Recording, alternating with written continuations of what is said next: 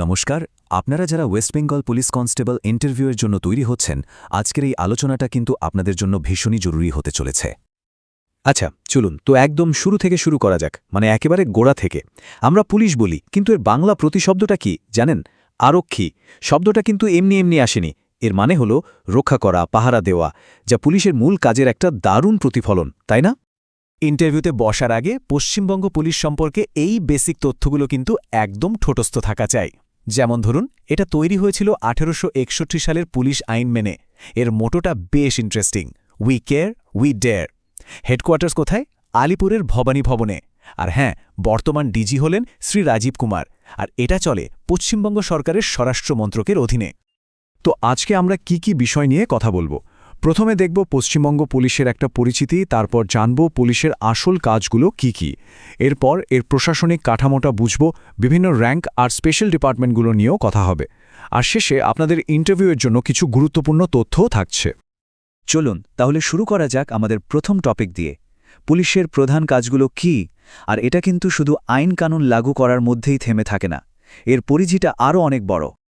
দেখুন, পুলিশের কাজটা কিন্তু অনেক রকমের, মানে যাকে বলে মাল্টিফেসিটেড। একদম প্রধান কাজগুলোর মধ্যে পড়ে দেশের আইন আর সংবিধানকে রক্ষা করা, সাধারণ মানুষের নিরাপত্তা নিশ্চিত করা, কোনো অপরাধ হলে তার তদন্ত করে অপরাধীকে ধরা, আবার রাস্তায় ট্রাফিক ঠিকঠাক রাখাও তাদের কাজ। শুধু তাই নয়, ধরুন কোনো উৎসব হচ্ছে বা ভোট হচ্ছে, সেই সময় ভিড় সামলানো কিংবা সরকারি সম্পত্তি যেমন ব্যাংক বা হাসপাতালের সুরক্ষাও কিন্তু তাদেরই দায়িত্ব।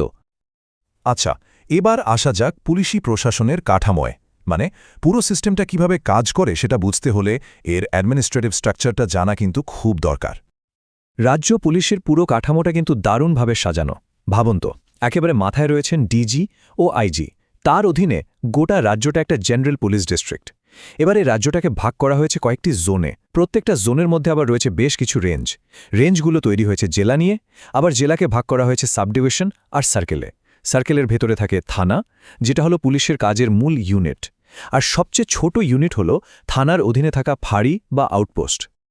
তো যেমনটা বলছিলাম, পুরো পশ্চিমবঙ্গকে পুলিশি কাজের সুবিধার জন্য মূলত 3টে প্রশাসনিক জোনে ভাগ করা হয়েছে। এখানে একটা ইন্টারেস্টিং ব্যাপার আছে। রাজ্যে মোট 10টা রেঞ্জ আছে, আর এই রেঞ্জগুলোকে ওই 3টে জোনের মধ্যে ভাগ করে দেওয়া হয়েছে। যেমন ধরুন, সাউথ বেঙ্গল জোনের আওতায় পড়ছে প্রেসিডেন্সি, মুর্শিদাবাদ আর বারাসাত রেঞ্জ। আবার ওয়েস্টার্ন জোনের মধ্যে আছে বর্ধমান, মেদিনীপুর আর বাঁকুড়া রেঞ্জ। আর বাকিগুলো মানে জলপাইগুড়ি, দার্জিলিং, মালদা আর রায়গঞ্জ রেঞ্জ, এগুলো সব নর্থ বেঙ্গল জোনের অধীনে। ওকে, এবার আমরা দেখব র্যাঙ্ক আর স্পেশাল ডিপার্টমেন্টগুলো নিয়ে, মানে পুলিশ ফোর্সের মধ্যে কে কোন পদে থাকেন আর কোন কোন বিশেষ ইউনিট কী ধরনের কাজ করে। এই যে দেখুন, এটাই হলো পশ্চিমবঙ্গ পুলিশের র্যাঙ্কের সিঁড়িটা। একদম ওপরে আছেন ডিরেক্টর জেনারেল বা ডিজি, আর সেখান থেকে এক এক ধাপ করে নিচে এসে একেবারে শেষে কনস্টেবল। প্রত্যেকটা পদের কিন্তু নির্দিষ্ট দায়িত্ব আর ভূমিকা আছে, আর এভাবেই পুরো ফোর্সটা একটা শৃঙ্খলার মধ্যে কাজ করে। এবার চলুন কয়েকটা স্পেশাল ডিপার্টমেন্টের কথা জেনে নিই। প্রথমে আসি ইন্টেলিজেন্স ব্যুরো বা আইবির কথায়। এদেরকে বলা যেতে পারে রাজ্য সরকারের চোখ আর কান। 1920 সালে তৈরি হওয়া এই বিভাগের কাজ হল রাজনৈতিক, সাম্প্রদায়িক বা সন্ত্রাসবাদী কার্যকলাপ নিয়ে গোপন খবর জোগাড় করা আর সরকারকে সময়মতো জানানো। এরপর আসছে সিআইডি, মানে ক্রিমিনাল ইনভেস্টিগেশন ডিপার্টমেন্ট। নামটা তো আমরা সবাই শুনেছি, তাই না? এরাই হলো রাজ্যের প্রধান গোয়েন্দা সংস্থা। রাজ্যের বিভিন্ন জেলায় যখন খুব জটিল বা বড়সড় কোনো অপরাধের ঘটনা ঘটে, তখন তার তদন্তের ভার এদের কাঁধেই দেয়া হয়। আরেকটা খুব গুরুত্বপূর্ণ বিভাগ হল এসসিআরবি, অর্থাৎ স্টেট ক্রাইম রেকর্ডস ব্যুরো। 1987 সালে এটা তৈরি হয়। এদের কাজটা হলো অনেকটা একটা সেন্ট্রাল ডেটাবেজের মতো। রাজ্য জুড়ে যত অপরাধ আর অপরাধীদের তথ্য আছে, সেগুলো জোগাড় করা, গুছিয়ে রাখা আর বিশ্লেষণ করা। আর এই ডেটা কিন্তু পুলিশের কাজে ভীষণ সাহায্য করে। বেশ, এবার আমরা একেবারে শেষ পর্বে চলে এসেছি। চলুন ইন্টারভিউর জন্য কিছু জরুরি ফ্যাক্টস আর ফিগার্স চট করে একবার দেখে নেওয়া যাক। শহরাঞ্চলে পুলিশি ব্যবস্থাকে আরও ভালো করার জন্য পশ্চিমবঙ্গে এখন মোট 6টা পুলিশ কমিশনারেট আছে।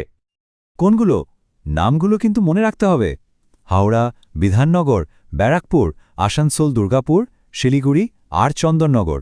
ইন্টারভিউয়ের জন্য এই নামগুলো জানাটা খুব দরকারি।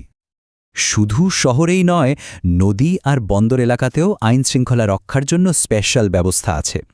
পশ্চিমবঙ্গের জন্য মোট 6টা উপকূলীয় পুলিশ স্টেশন রয়েছে। পুলিশ ফোর্স যে সময়ের সাথে সাথে নিজেকে বদলায় তার একটা খুব ভালো উদাহরণ হল ট্রাফিক পুলিশ।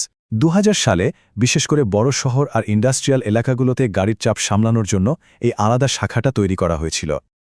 তো এই পুরো আলোচনাটায় আমরা পশ্চিমবঙ্গ পুলিশের গঠন আর কাজকর্ম নিয়ে একটা পরিষ্কার ধারণা দেওয়ার চেষ্টা করলাম। এবার আসল প্রশ্নটা হলো, এই সবকিছু জানার পর আপনারা দেশের সেবা করার জন্য কতটা তৈরি?